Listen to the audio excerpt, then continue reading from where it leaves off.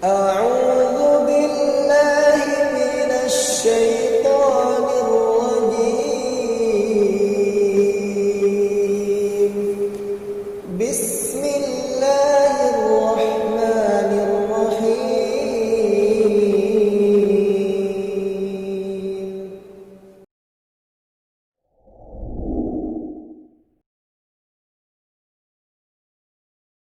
Bismillahirrahmanirrahim. Assalamualaikum warahmatullahi wabarakatuh. Perkenalkan, nama saya Aldi Giovanni dengan NIM 191624001 dari jurusan Teknik Navigasi dan Tata Udara. Saya di sini akan menyampaikan materi tentang etos kerja dalam Islam. Pengertian etos kerja dalam Islam yaitu etos berasal dari bahasa Yunani yang berarti sesuatu yang diyakini, cara perbuatan, sikap, serta persepsi terhadap nilai bekerja. Sedangkan etos kerja Islam dapat didefinisikan sebagai cara pandang yang diyakini seorang muslim bahwa bekerja tidak hanya bertujuan memuliakan diri, tetapi juga sebagai suatu manifestasi dari amal soleh dan mempunyai nilai ibadah yang luhur. Etos kerja Islam didefinisikan sebagai sikap kepribadian yang melahirkan keyakinan yang sangat mendalam bahwa bekerja itu bukan saja untuk memuliakan dirinya, menampakkan kemanusiaannya, melainkan juga sebagai suatu manifestasi dari amal soleh. Sehingga bekerja yang didasarkan pada prinsip-prinsip iman bukan saja menunjukkan fitrah seseorang muslim, melainkan sekaligus meninggikan martabat dirinya sebagai hamba Allah yang didera kerinduan untuk menjadikan dirinya sebagai sosok yang dapat dipercaya.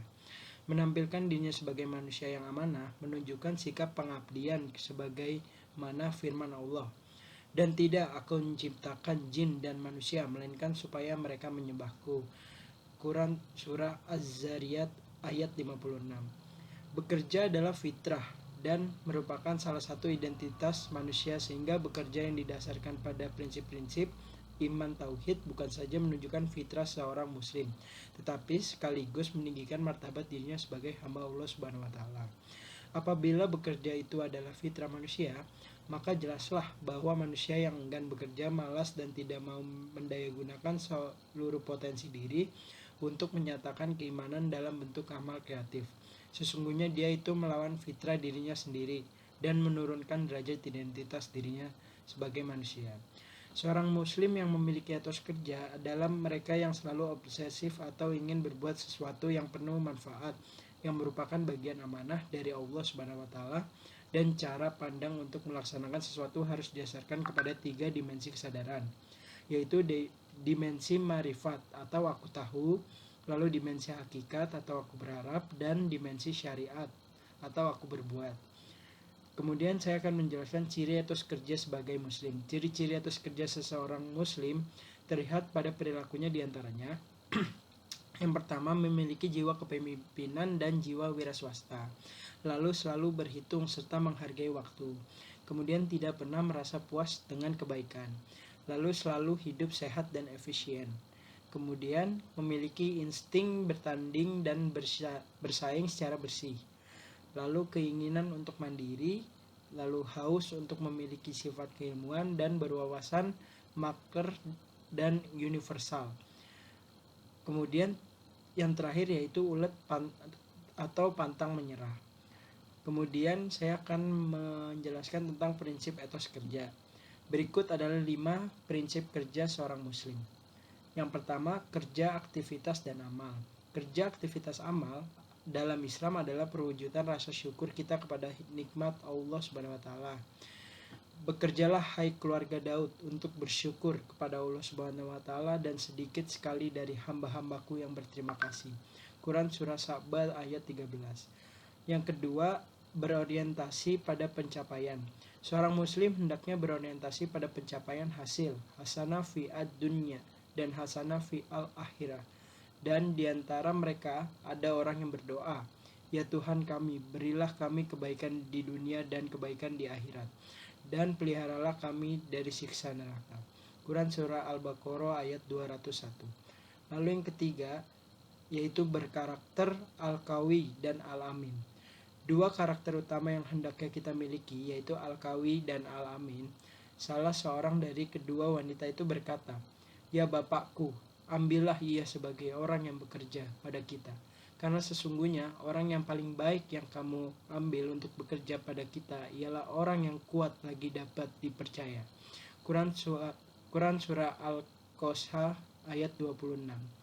Al-Qawi merujuk kepada reliability, dapat diandalkan, juga berarti memiliki kekuatan fisik dan mental, yaitu emosional, intelektual, dan spiritual.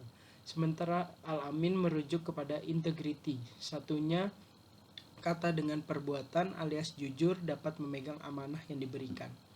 Lalu kerja keras. Ciri pekerja keras adalah sikap pantang menyerah, terus mencoba hingga berhasil. Kita dapat meneladani Ibunda Ismail alaihissalam sehingga seseorang pekerja keras tidak mengenal kata gagal atau memandang kegagalan sebagai sebuah kesuksesan yang tertunda. Lalu yang kelima yaitu kerja cerdas. Cirinya memiliki pengetahuan dan keterampilan, terencana, memanfaatkan segenap sumber daya yang ada, seperti yang tergambar dalam kisah Nabi Sulaiman alaihissalam. Jika etos kerja dimaknai dengan semangat kerja, maka etos kerja seorang muslim bersumber dari visinya meraih hasanat fid dunya dan hasanah fi al-akhirah. Jika etos kerja dipahami sebagai etika kerja, sekumpulan karakter, sikap, mentalitas kerja, maka dalam bekerja, seorang muslim senantiasa menunjukkan kesungguhan dan keseriusan dalam melakukan pekerjaannya.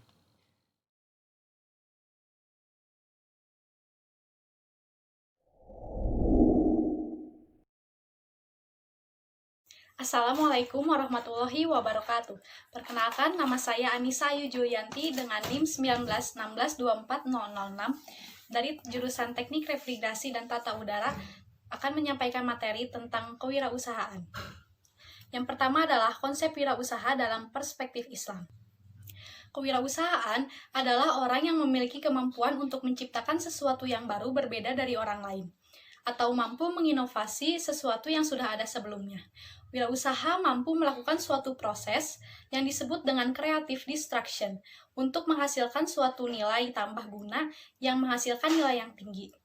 Islam tidak hanya menganjurkan manusia untuk bekerja bagi kepentingannya sendiri secara halal, tetapi juga memerintahkan manusia untuk menjalin hubungan kerja yang baik dengan orang lain, yang merupakan implementasi dari hablum minanas.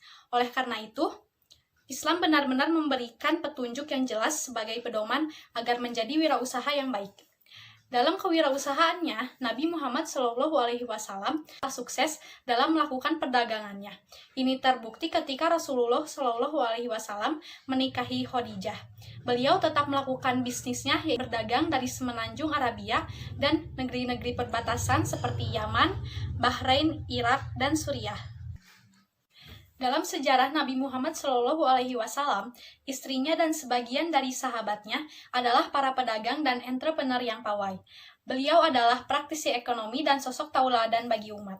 Oleh karena itu, tidaklah asing jika dikatakan bahwa mental entrepreneurship inherent dengan jiwa umat Islam itu sendiri dan aktivitas pedagang yang dilakukan oleh Nabi dan sebagian besar sahabat telah mengubah pandangan dunia bahwa kemuliaan bukan terletak dari kebangsawanannya, tidak pula jabatan yang tinggi ataupun uang yang banyak. Hingga pertengahan usia 30-an, beliau banyak terlibat dalam bidang perdagangan, seperti kebanyakan pedagang lainnya. Pertama, perjalanan dagang ke Yaman. Kedua, perjalanan dagang ke Najd. Ketiga, perjalanan dagang ke Najran. Di samping perjalanan-perjalanan dagang tersebut, beliau juga terlibat dalam urusan dagang besar selama musim ibadah haji. Pada musim lain, beliau sibuk mengurusi perdagangan di pasar-pasar Makkah. Selanjutnya adalah karakteristik wirausaha berspektif Islam. Yang pertama adalah proaktif, yaitu suka mencari informasi yang ada hubungannya dengan dunia yang digelutinya, agar mereka tidak ketinggalan informasi, sehingga segala sesuatunya dapat disikapi dengan bijak dan tepat. Yang kedua adalah produktif, yaitu mementingkan pengeluaran yang bersifat produktif daripada bersifat konsumtif, merupakan kunci untuk sukses. Memperhitungkan dengan teliti dan cermat dalam memutuskan pengeluaran uang untuk hal-hal yang produktif. Bisa menekan kecenderungan pada hal yang bersifat kemewahan dan gengsi yang tidak menghasilkan keuntungan. Ketiga adalah pemberdaya, yaitu memahami manajemen, menangani pekerjaan dengan membagi habis tugas, dan memberdaya orang lain dalam pembinaannya untuk mencapai tujuan yang diinginkan. Dengan demikian, di satu sisi tujuan bisnisnya tercapai, dan di sisi lain, orang yang bekerja padanya juga diberdayakan, sehingga mendapat pengalaman, yang pada gilirannya nanti dapat berdiri sendiri berkat pemberdayaan yang dilakukannya oleh pemimpinnya. Sebagaimana yang telah disebutkan dalam hadis Muhammad Shallallahu Alaihi Wasallam, setiap kalian adalah pemimpin dan setiap pemimpin harus bertanggung jawab atas kepemimpinannya. Sebagaimana yang telah disebutkan dalam hadis Nabi Muhammad Shallallahu Alaihi Wasallam, setiap kalian adalah pemimpin dan setiap pemimpin harus bertanggung jawab atas kepemimpinannya. Yang keempat adalah tangan di atas, yaitu setiap rezeki yang diterima harus ada sebagian yang dibagikan kepada orang-orang yang kurang beruntung, yang diberikan secara ikhlas. Bagi para wirausaha, tangan di atas atau suka memberi, ini merupakan hal penting dalam hidupnya, karena setiap pemberian yang ikhlas menambah kualitas dan kuantitas rezekinya, dan hidupnya penuh dengan berkah. Itulah yang dianjurkan oleh Rasulullah Shallallahu Alaihi Wasallam dalam salah satu hadisnya. Dari Hakim bin Hizam radhiyallahu anhu, dari Nabi Shallallahu Alaihi Wasallam bersabda, tangan yang di atas lebih baik dari tangan yang di bawah, dan mulailah dari orang yang menjadi tanggunganmu.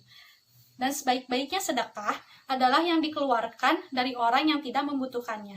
Barang siapa menjaga kehormatan dirinya, maka Allah akan menjaga. Dan barang siapa yang merasa cukup, maka Allah akan memberikan kecukupan kepadanya. Hadis riwayat Al-Bukhari dari Hakim bin Hizam radhiyallahu anhu. Yang kelima adalah rendah hati. Sejatinya, menyadari keberhasilan yang dicapainya bukan sepenuhnya karena kehebatan, tetapi ia sadar betul di samping upayanya yang sungguh-sungguh, ia juga tidak terlepas dari pertolongan Allah, dan harus diyakini betul bagi para wirausaha muslim, sehingga akan selalu bersyukur dan tawadu atau rendah hati. Yang keenam adalah kreatif, mampu menangkap dan menciptakan peluang-peluang bisnis yang bisa dikembangkan, sehingga ia tidak pernah khawatir kehabisan lahan bisnisnya. Yang ketujuh adalah inovatif. Sifat inovatif selalu mendorong kembali kegairahan untuk meraih kemajuan dalam berbisnis, mampu melakukan pembaruan-pembaruan dalam menangani bisnis yang digelutinya, sehingga bisnis yang dilakukannya tidak pernah usang dan selalu dapat mengikuti perkembangan zaman. Selanjutnya adalah fungsi dan peran wirausaha. Wirausaha mempunyai peran dan fungsi tertentu. Secara umum, fungsi dan peran wirausaha dapat dilihat melalui dua sisi pendekatan, yaitu secara mikro dan makro. Wirausaha juga memiliki dua peran, sebagai inovator atau penemu, dan planner atau pelencana.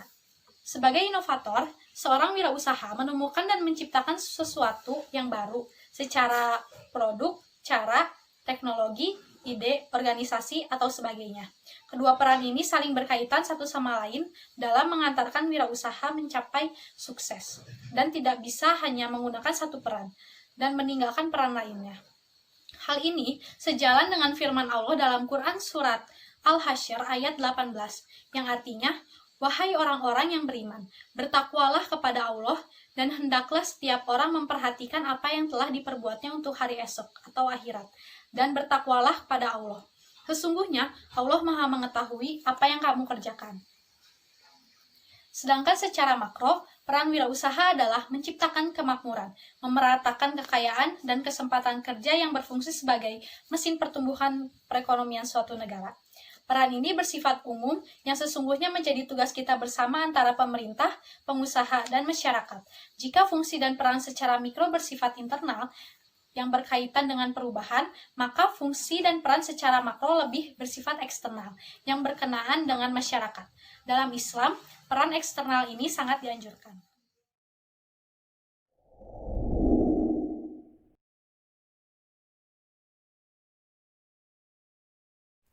Bismillahirrahmanirrahim. Assalamualaikum warahmatullahi wabarakatuh. Rabbi shrah li sadri wa yassir li amri wahlul 'uqdatam min lisani yafqahu qawli, amma ba'du. Perkenalkan, nama saya Azmi Muhammad Fatur Rahman dengan NIM 1924008 dari kelas 1C D4 TPTU. Di sini saya akan menjelaskan tentang nilai profesionalisme dalam Islam dilihat dari sifat-sifat para rasul. Sifat-sifat para rasul itu ada 4. yaitu ada sidik, amanah, tablik, dan fatonah. Yang pertama ada sidik. Hal ini berarti memiliki kejujuran dan selalu melandasi ucapan, keyakinan, serta perbuatan berdasarkan ajaran agama Islam. Tidak ada kontradiksi dan pertentangan yang disengaja antara ucapan dan perbuatan. Bersungguh-sungguh bekerja merupakan ciri khas profesional. Namun apa artinya kesungguhan itu jika tidak dibarengi dengan sikap jujur? Kejujuran adalah modal yang sangat berharga bagi setiap manusia dalam menjalankan seluruh aktivitasnya. Profesi apapun yang akan ditekuni, seyogyanya sifat jujur menghiasi pada dirinya masing-masing. Al-Quran telah memuji orang-orang yang selalu berbuat jujur. Allah berfirman dalam surat Quran surat Al-Maidah ayat 119, yang artinya ini adalah hari yang bermanfaat bagi orang-orang yang jujur, disebabkan karena kejujuran mereka. Bagi mereka surga-surga yang mengalir di bawahnya sungai-sungai, mereka kekal di dalamnya. Demikianlah karena Allah ridho kepada mereka dan mereka pun ridho kepadanya. Dan itulah keberuntungan yang paling besar. Dalam dunia kerja dan usaha, kejujuran ditampilkan dalam bentuk kesungguhan dan ketepatan, baik ketepatan waktu, janji, pelayanan, pelaporan, mengakui kelemahan dan kekurangan agar dapat diperbaiki di kemudian hari, serta menjauhkan diri dari perbuatan bohong dan menipu. Kedua, ada amanah. Amanah merupakan nilai sentra yang terkandung dalam etika profesi. Amanah mengandung beberapa pengertian. Amanah mengandung arti iman, dan karena itu amanah adalah sikap orang percaya kepada Tuhan, kebenaran, dan nilai-nilai yang baik seperti kejujuran, keadilan, kebenaran, ketaatan, dan sebagainya. Dua, amanah juga mengandung arti dapat dipercaya, sehingga seorang yang mengamanah ialah orang yang dapat dipercaya. Tiga, amanah mengandung persyaratan keahlian, karena keahlian menjadi seseorang untuk dapat dipercaya dalam menunaikan sesuatu tugas. Amanah adalah nilai yang hanya mengandung arti dalam konteks hubungan sosial. Amanah berkaitan dengan kewajiban kepada umum. Makin tinggi tanggung jawab suatu profesi pada umum, maka semakin besar pula amanah yang akan dipikul. Salah satu komitmen yang paling penting yang harus kita bangun dalam karir hidup kita adalah membangun kepercayaan orang lain. Nabi Muhammad SAW berhasil menuai sukses dalam siapapun setelah beliau berhasil membangun kepercayaan orang lain terhadap dirinya. Memang komitmen dan kesuksesan hanya akan datang jika kita memiliki kredibilitas kredibilitas dan dipercaya. Dalam pandangan Islam, profesionalisme tidak dapat dipisahkan dari amanah, sebab sifat inilah yang akan membangun dan membingkai profesionalitas pekerjaan kita agar tetap berada di jalur yang benar. Orang yang tidak amanah berarti tidak profesional dalam menjalankan tugasnya. Rasulullah SAW menjelaskan dalam sebuah hadisnya, apabila amanah telah disia-siakan, tunggulah kehancuran. Hadis riwayat Bukhari. Unsur profesionalisme dalam perspektif seorang muslim mencakup iman, dapat dipercaya, memerlukan keahlian dan mengandung tanggung jawab sosial. Semua unsur ini saling mendukung. Konsekuensi amanat adalah mengembalikan setiap hak kepada pemiliknya, baik sedikit maupun banyak, tidak mengambil lebih banyak dari yang ia miliki, dan tidak mengurangi hak orang lain baik berupa hasil penjualan, fee, jasa, atau upah buruh. Terlebih lagi dalam kerjasama ekonomi, nilai amanah ini keberhasilan kerjasama tersebut. Ketiga, ada fatonah atau biasa kita artikan cerdas atau bijaksana. Fatonah berarti mengerti, memahami, dan menghayati secara mendalam segala hal yang menjadi tugas dan kewajiban. Sifat ini akan menumbuhkan kreativitas dan kemampuan untuk melakukan berbagai macam inovasi yang bermanfaat. Kreatif dan inovatif hanya mungkin dimiliki ketika seorang selalu berusaha untuk menambah berbagai ilmu pengetahuan, peraturan, dan informasi baik yang berhubungan dengan pekerjaannya maupun perusahaan secara umum. Fatonah bukan hanya sekedar bermakna cerdas, tapi juga inovatif dan visioner. Menangkap peluang untuk maju serta menciptakan sesuatu yang tepat guna, efisien, dan berdaya saing tinggi. Keempat, ada tablik, yaitu keterbukaan atau transparansi. Secara harfiah, tablik bermakna menyampaikan sesuatu apa adanya tanpa ditutup-tutupi Dalam konteks bisnis, pemahaman topik bisa mencakup argumentasi dan komunikasi.